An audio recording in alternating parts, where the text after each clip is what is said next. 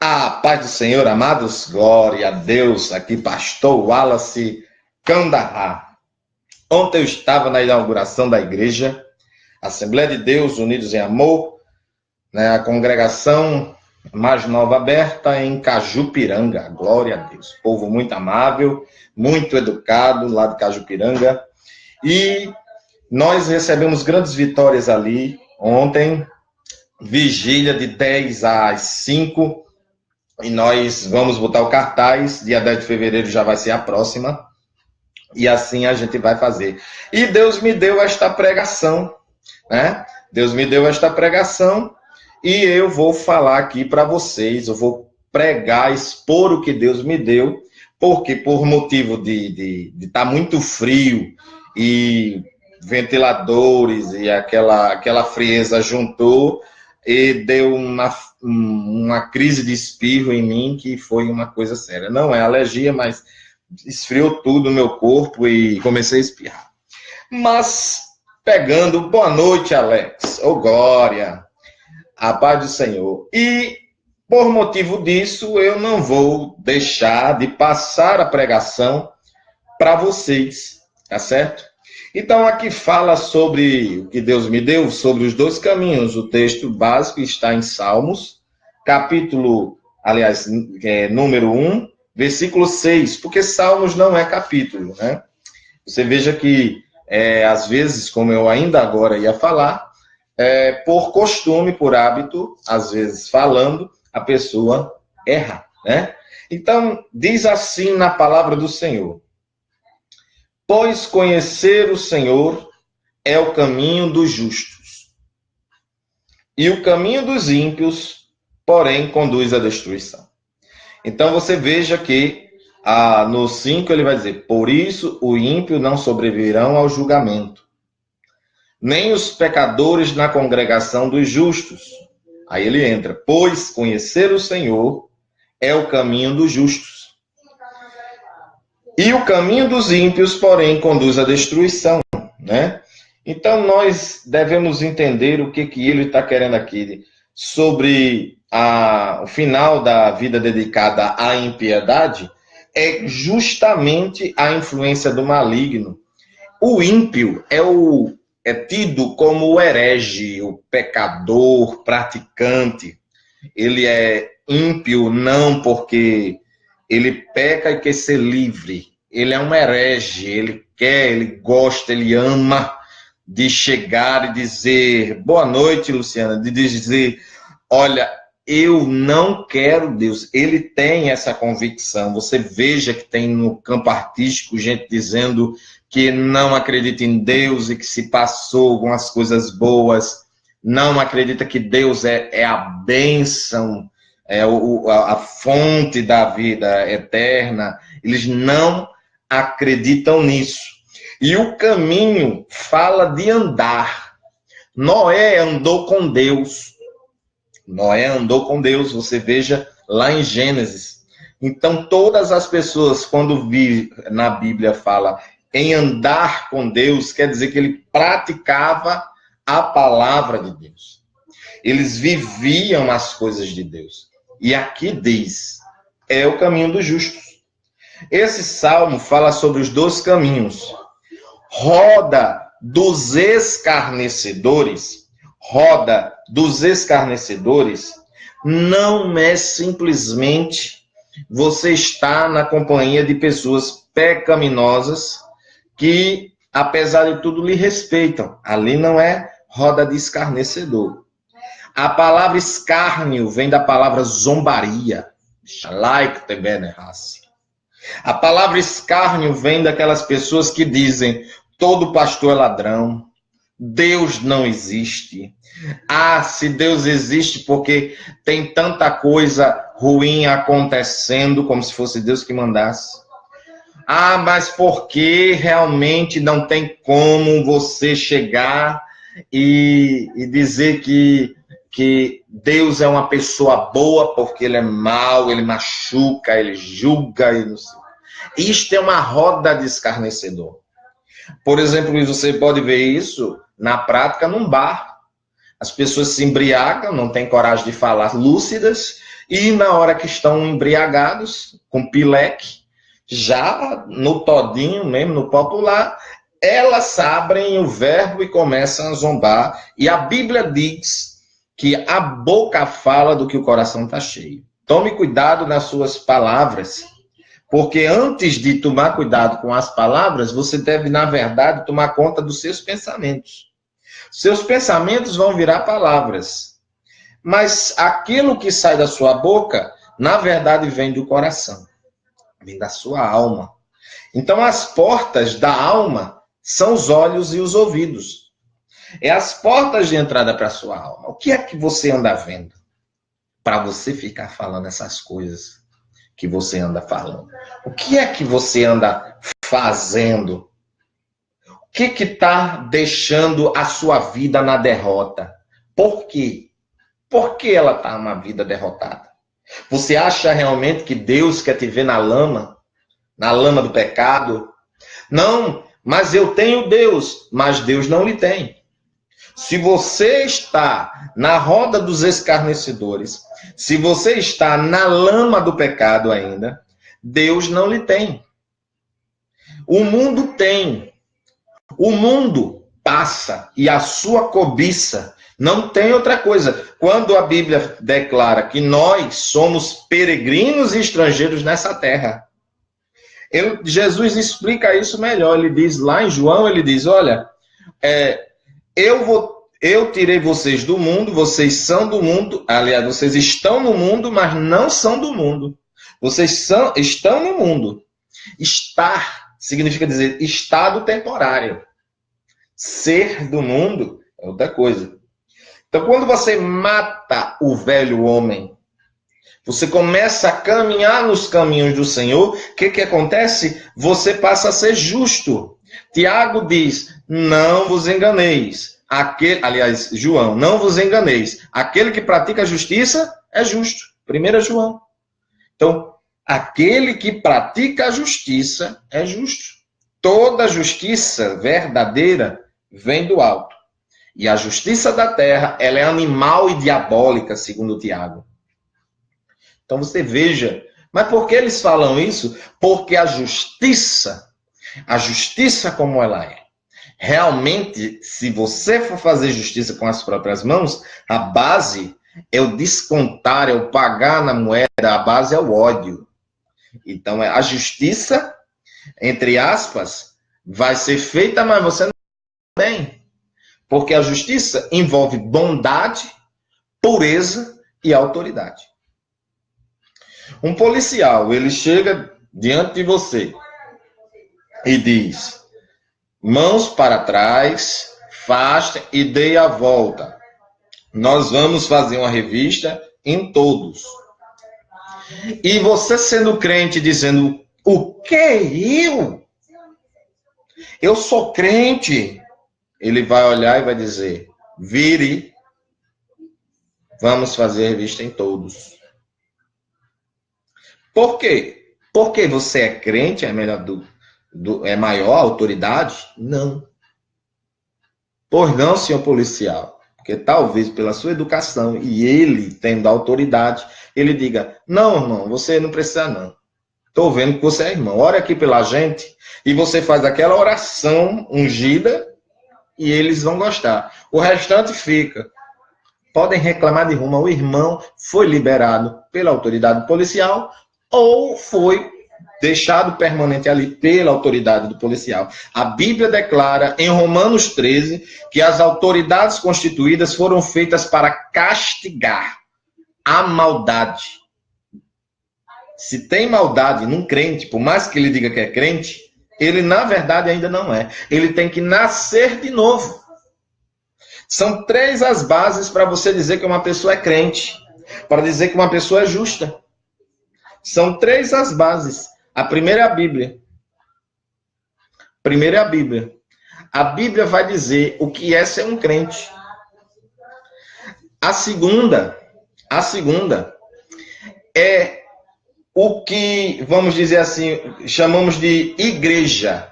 É a instituição, é o que ela denomina como um comportar-se correto. Mas ela vai se basear na primeira coluna, a Bíblia. A terceira é o senso comum. Você sabia disso? Como é que as pessoas veem um crente? Elas botam um padrão tão elevado assim no crente? Não. Elas veem o que a Bíblia está, na verdade, dizendo. Ela, de tanto ouvir a pregação que vocês pregam, e vocês, algumas pessoas, não digo todas, mas algumas não querem viver, aí chega e diz, basta pregar, porque teve uma pessoa que eu conheço, que até hoje ele é um homem de Deus, mas na hora ele errou. Ele disse, sabe o quê? Ele disse, pregar é uma coisa. Aí o outro disse assim, tá vendo? Viver é outra. A Bíblia declara mansamente, uma maior claridade, quando diz assim, vá até o anjo e peça o livro, o rolo do livro, e coma. Ele vai ser doce na sua boca e amargo no ventre. Quando desce amargando, irmão, é difícil. Então, ali é uma simbologia dizendo, na hora de falar, ensinar as pessoas, é muito bom. Mas quando chega a sua hora da colheita das suas palavras, detalhe, você planta com palavras, ações e atitudes. Certo?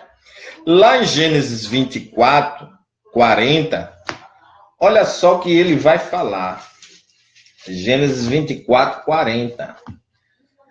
Aqui na minha espada, Deus me deu essa pregação na hora de um momento de adoração. Meu Deus. A paz do Senhor, Maurina de Deus, glória a Deus, é de Deus, não é? 24, 40 diz assim, mas ele me assegurou, Yahvé, na presença de quem eu caminho. Então, e se caminha aí, Salmos lá, número 1, versículo 6, diz que é justo. Essa pessoa que está dizendo aqui, que está falando aqui, é justa também. Né? Aí, o que ele diz? Enviará seu anjo contigo, o anjo de Deus com ele, ele te dará exílio e tomarás para meu filho uma mulher de minha família e minha casa paterna. Depois, você examinando aqui, você vai ver que foi Abraão, né? O casamento de Isaac. Então, Abraão está dizendo, olha, e Abraão andou com Deus. Ele está dizendo, o Deus, o Senhor, Yahvé, é o nome próprio do Pai, o qual eu caminho na presença dele. Então, você caminhar, bote na cabeça, lá no Salmo 139, você vai ver que não tem como você fugir. Não tem como. Salmo 139. Olha só o que ele diz. 139. Vamos ver. Versículo 7 diz: para onde poderá eu fugir do teu espírito? Não tem como. Para onde poderei correr a escapar da tua presença? É uma pergunta, mas ele mesmo responde: se eu escalar o céu, de alguma forma, aí estás. Deus está lá. Se me lançar sobre o leito da mais profunda sepultura, igualmente, mesmo modo que está lá em cima, também está lá embaixo. Ali também estás. Se eu me apossar das asas da alvorada e for morar nos confins do mar, lá no mar, no finalzinho do mar, lá no meio mesmo do oceano, também ali a tua mão me conduzia de perto. Né? Tua destra me ampara. Mão direita é a mão da bênção. É a mão qual o pastor levanta por ordem já de Deus, conhecendo da Bíblia, para abençoar. É tanto que diz, não saiba a tua mão esquerda o que faz a tua direita. A mão direita é a mão da bênção, a mão esquerda é a mão do julgamento. Por isso que diz, não julgue ajude de bom grado, né? Mas tem no livro chamado Didaquê, que é um escrito cristão, ele vai dizer que é para você segurar o donativo, certo? Até saber exatamente a quem você deve entregar. Tá errado? Tá não, irmão. É você saber que realmente uma pessoa é necessitada para você poder ajudar. É isso que ele está dizendo. Ele está baseado na Bíblia, nos textos bíblicos. Ele selecionou e fez um comentário bíblico, que basicamente eu defino ele como isso. É um livro do 2º século, muito bom, muito bom. Eu aconselho a leitura dele. Inclusive fala sobre batismo nas águas lá e fala sobre as possibilidades. Primeiro dê prioridade a esse tipo de batismo, depois esse e assim vai. Então, água corrente é o que ele diz. Justamente seguindo a tradição, se é do 2º século, vocês entendam que é perto um pouco depois da morte de Cristo, né? Então, vocês entendam que esse livro foi achado, é uma relíquia e está nas nossas mãos para a gente usar com sabedoria. Claro, em questão de Bíblia, a Bíblia diz a última palavra sobre ele. Mas, olha só, ele está dizendo que não tem como fugir do Espírito Santo de Deus. Ele está falando sobre a onipresença. Agora só, veja bem, amados, aqui nós estamos, agora a gente está aqui encaminhando na presença. Então veja, amados, como é que eu posso fazer isso para assim, alegrar o seu coração, dizendo uma verdade aqui. Primeiro você deve entender que a dificuldade que existe está em que pessoas querem não seguir o caminho. Eles querem pegar atalho. Eita. Aqui está a problemática. Aqui está a problemática. Deus trata com absolutos. Certo, errado, concreto, mole, né, duro, né, mole. Ele vai tratar com isso. Verdade, mentira, são absolutos.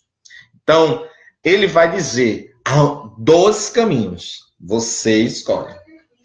O concreto é você chegar e dizer um ou outro.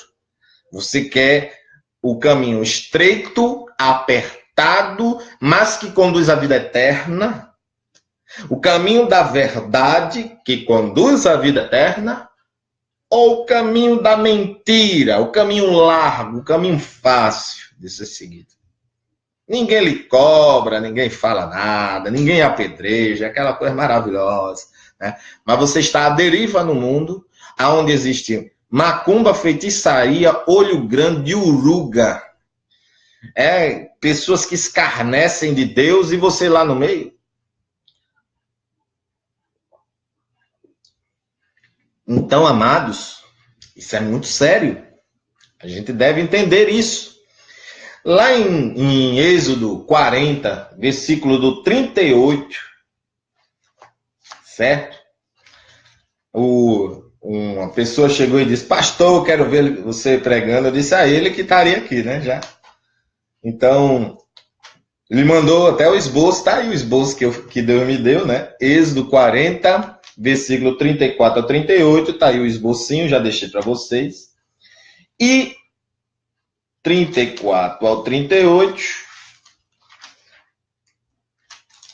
capítulo 40, versículo 34 ao 38, tá aqui, 34 ao 38, diz assim: Então a nuvem cobriu a tenda do encontro, que é o tabernáculo. A glória de Yahvé não é Shekinah, certo, gente? Shekinah, vai estudar, pegue a Bíblia, mande pesquisar a palavra Shekinah, você não vai achar nenhuma vez. Você não acha a palavra Shekinah na Bíblia. Você vai achar a palavra torva, para glória, né? Encheu a glória. Em grego é doxa. E em hebraico é torva. Certo? Então, o que acontece? Deus está falando aqui que justamente você tem que estar preparado. Está preparado aqui, porque quando chegar a hora que Deus quiser derramar da sua glória na sua vida, você tem que já ter plantado coisa boa. Você já tem que ter plantado coisa boa. Olha desse. E encheu todas as dependências do tabernáculo. Encheu dentro do templo. Então, quem é que não quer sentir a glória de Deus, né? Dentro vamos dizer assim, dentro do, como é que eu vou dizer? Dentro do templo. Você é um templo. Então, como é que você não vai sentir, né, esta glória, né? Como é que você não vai sentir? Então, nós devemos entender, aliás, kavod, perdão, turva não, kavod, certo? Então, eu estava até aqui tirando essa dúvida. Kavod. Então, kavod é glória. Então, aqui, se você for para o original, você vai ver kavod. Né? A pronúncia é kavod, mas você vai ver a escrita. Eu vou até soletrar aqui para vocês vão achar interessante. K, o A com tio, né? B-H-O, circunflexo, D-H. Kavod. Kavod. Então, a pronúncia é assim, né? Ou kabod. Então, você vai ver que é a palavra glória. Aí espalham Shekinah, mas afinal de contas, Shekinah, entendido já que é kavod, que é Shekinah? É uma teoria judaica de que Deus é menino e menina. Eita, que coisa séria. É verdade, irmão. Então, tem que tomar cuidado. É uma teoria. Tem vídeo no YouTube, pode olhar lá, são pastores altamente conceituados explicando. E eles dizem isso. Kavod. Então, não tem nada a ver com Shekinah. Certo? Moisés nem conseguia entrar na tenda do encontro, olha só, porquanto a nuvem pairava sobre ela e a glória do Senhor enchia plenamente o tabernáculo. Eita, aleluia. Esta glória, quando toma conta do templo, é porque você está em adoração. Você está em oração. Não só você, mas toda a igreja. Né? E aí Deus manifesta a sua glória. Vocês não estão notando que tem gente com preguiça de orar? Libertação precisa. Também vocês não têm notado que os batismos com o Espírito Santo estão reduzindo? Precisa de oração. Não estão querendo mais buscar.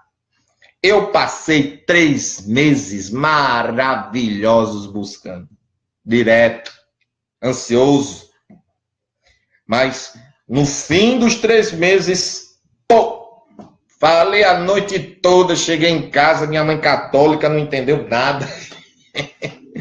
Mas suspeitava já, porque tinham falado que aquilo dali era... Aí pedia para mim parar e eu tentava controlar, e aí é que ela falava e não sei o quê, e ela ficou naquela. Vixe, ele foi batizado com o Espírito Santo, e ela só aprendeu a imitar. Né? Então, veja uma coisa, irmão. Eu conversando, eu disse para ela, esclareci, isso é verdade, viu? Por ser promessa, quem quiser pode buscar. Ela é cristã, por que não? Agora, Deus é que dá esse batismo. Deus é que dá esse batismo. Então, desceu a glória. A glória começou a descer. Todas as vezes que a nuvem se erguia sobre o tabernáculo, os filhos de Israel entendiam que era o momento de seguir viagem. Contudo, se a nuvem não se levantava da mesma maneira, eles não se punham em marcha até que a nuvem se erguesse. Pois de dia a nuvem de Yahvé ficava sobre o tabernáculo e de noite podia-se observar o fogo dentro dela. E isso à vista de toda a nação de Israel durante todas as etapas de sua peregrinação. Você veja aí, Deus estava sempre presente. Mateus 7,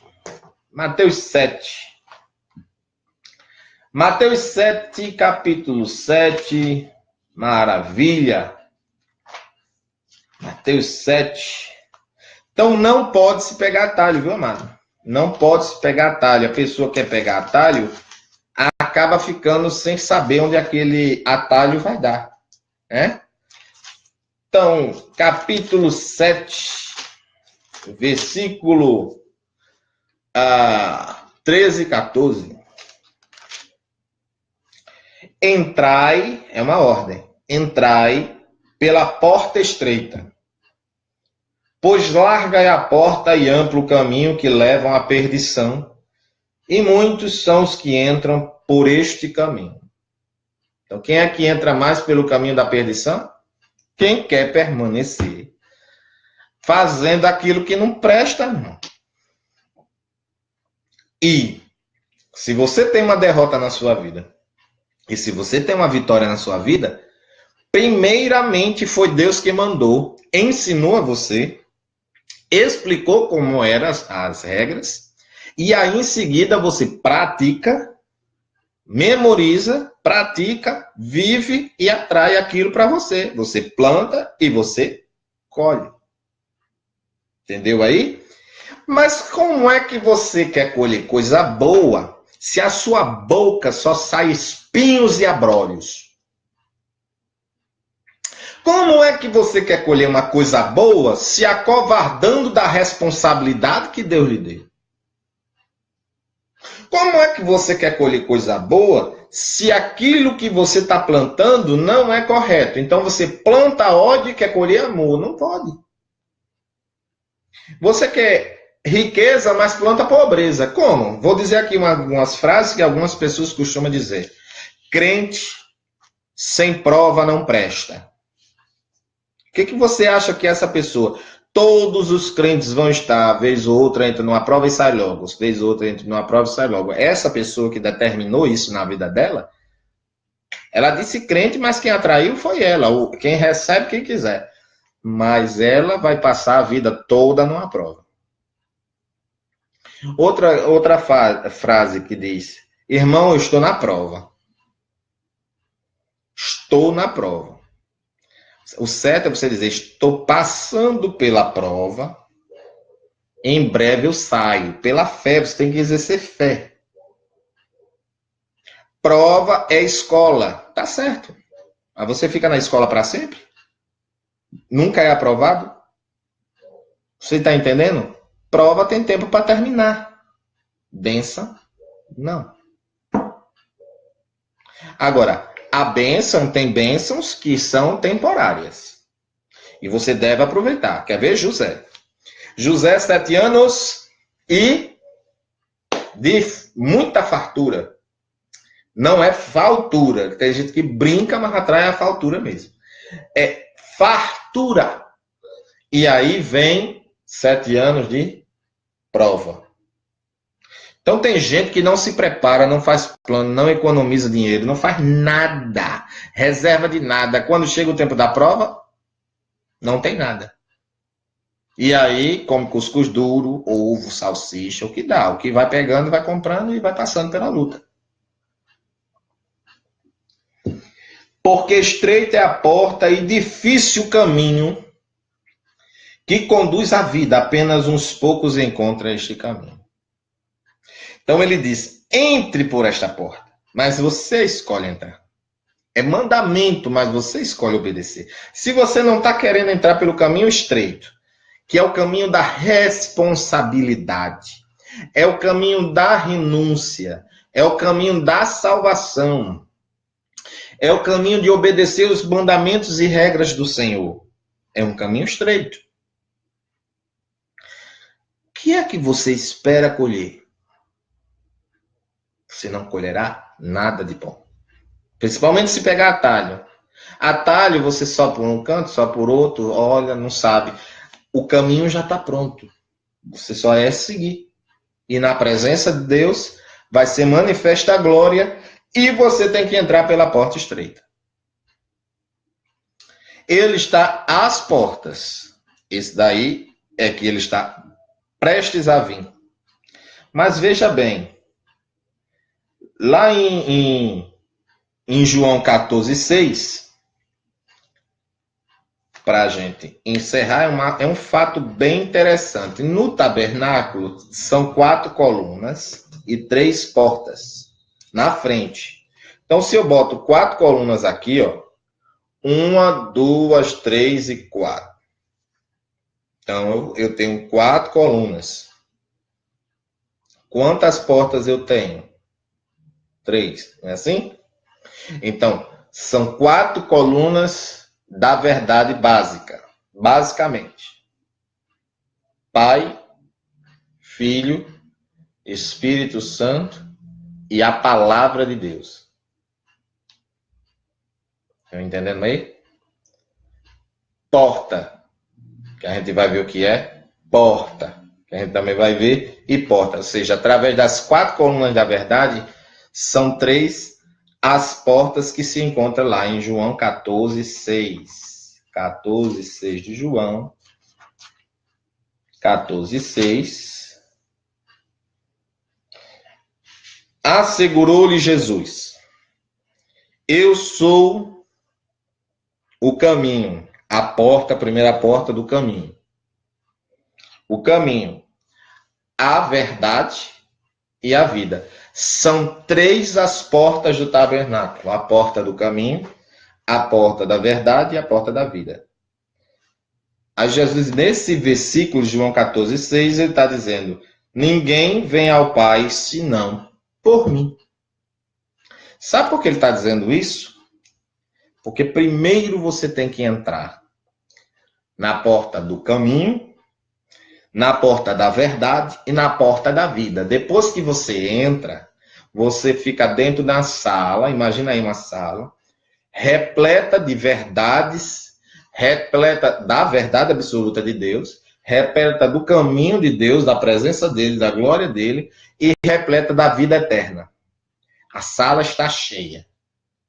Você acha realmente que você não vai praticar se você está cercado deles? Ah, eu quero ler um livro. Ah, tem livro da verdade, tem livro da vida eterna, tem livro dos caminhos do Senhor. Você não tem escolha. Você tem que buscar a Deus. Jesus está dizendo que ninguém vai ao Pai, a não ser por ele, que ele é as 3 portas do templo. As 3 portas do templo. Do tabernáculo, né? Que depois o tabernáculo, a diferença do templo é que o tabernáculo, ele tinha uma proteção ao redor e que colocava-se o templo com as 4 colunas e 3 portas dentro desse espaço, e somente os sacerdotes entravam. E como Deus escolheu determinar só homens, na época eram homens. Não quer dizer que as mulheres não podiam. As mulheres participavam da oração, da leitura. Então você tem que entender a cultura da época. Você não pode misturar com os gregos. Os gregos já endeusavam a mulher, né? Colocava a nuca como parte sensual, né? Por isso que Paulo disse: deixe crescer o cabelo. Entendeu aí? Tem nada a ver com cabelo em si. É para prevenir a sensualidade, que é um pecado mortal. A mulher deve ser sensual para o seu marido. Agora, Salmo 5:5, para a gente chegar aqui a uma conclusão. Salmo 5:5, ele vai dizer assim: os arrogantes não são aceitos na sua presença. Você veja que tem o ímpio, né? O ímpio, caminho é de morte. Ele está falando aqui que quem anda na presença é os justos. Está lá no Salmo número 1, versículo 6. A gente já leu. E aqui diz: Deus odeia todos que agem com maldade. Deus odeia o pecador. E você cresceu acreditando nisso. Que ele detesta quem pratica o pecado. Por isso é que ele mandou a Jesus. E Jesus se ofereceu gratuitamente, voluntariamente. Disse: eu vou porque tem que resolver esse problema. Senão eles morrem. Ou Deus mataria para tirar a maldade da presença, como ele fez no dilúvio, ou Jesus viria. E ele preferiu vir. Não precisa matar. Vem lá. A partir que você se converte verdadeiramente, confessa Jesus Cristo como único e suficiente Salvador, você é salvo. Pagou-se o preço da dívida, né? Pagou-se o preço. Está aqui, Mateus, capítulo 10, versículo 32 em diante diz: assim sendo, todo aquele que me declarar diante das pessoas, confessar diante das pessoas, também o confessarei diante do meu Pai que está nos céus. Entretanto, qualquer que me negar, se quer confessar a Cristo, não, negou diante das pessoas, não precisa negar Jesus na pessoa dele. Não, Jesus é legal, eu até confesso, mas não quer ser cristão, negou, de qualquer forma, porque negou os princípios divinos dele. Também eu negarei diante do meu Pai que está nos céus. Não penseis que vim trazer paz à terra. Não vim trazer paz, mas a espada para a defesa, porque está numa guerra. Não venha dizer que Jesus determinou guerra. Não, Jesus trouxe a arma para a defesa. A arma, a espada, o judeu interpreta isso aqui literalmente, do jeito que é. Mas se você for pegar Gálatas, aliás, Efésios 6,17, você vai ver que a espada é a Bíblia, é a palavra de Deus. Pois eu vim para ser motivo de discórdia entre o homem e o seu pai, entre a família, sua mãe, a sua nora e a sua sogra. Por quê? Porque um vai ser crente e o outro não vai. Entendeu aí? Assim, os inimigos do homem serão da sua própria família. Ele não veio trazer guerra entre a família. Pelo contrário, ele constrói, ele não destrói.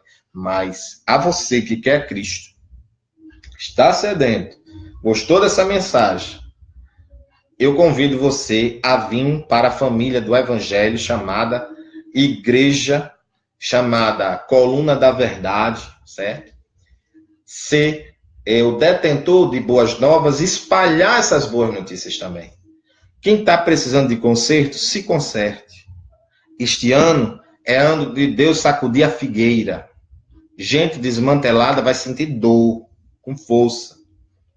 Mas gente que está consertada, que é filho dele, vai desfrutar das mais ricas bênçãos. Você está vendo os profetas falando. Não sou eu, não. Tem vários vasos falando. E o que acontece? Eu fico feliz. Feliz, porque Deus só corrige a quem ama. E açoita quem ele quer bem. Se ele está lhe corrigindo, é porque ele lhe ama. Então faça assim, repita comigo. Eu confesso a Jesus Cristo como único e suficiente Salvador e creio que Deus o ressuscitou dos mortos. E aí, com sinceridade, você será salvo. Você, se falar isso, que está desviado, também você voltará a ser renovado. Procure uma igreja depois, mais perto da sua Bíblia. Que a sua Bíblia falar, e você lendo ela diariamente em casa, você vai dizer, essa igreja está pregando a mesma coisa que está aqui dentro. Aí você aceita Jesus ali, diz, olha, eu confessei em casa, mas eu quero vir me apresentar diante da igreja para ser membro dela. Entendeu? Isso daqui é um canal de salvação para vocês. Mas você vai lá para sua igreja e diga, eu quero. Seja um dizimista dela, seja uma pessoa que participa dos trabalhos. Quando você não participa, você quer ficar no banco, você está dizendo para a obra, eu não vou ajudar. Porque tem que ser do meu jeito e não do jeito de Deus. Deus lhe chama, Deus lhe diz como é. E não você que diz. Certo? A paz do Senhor.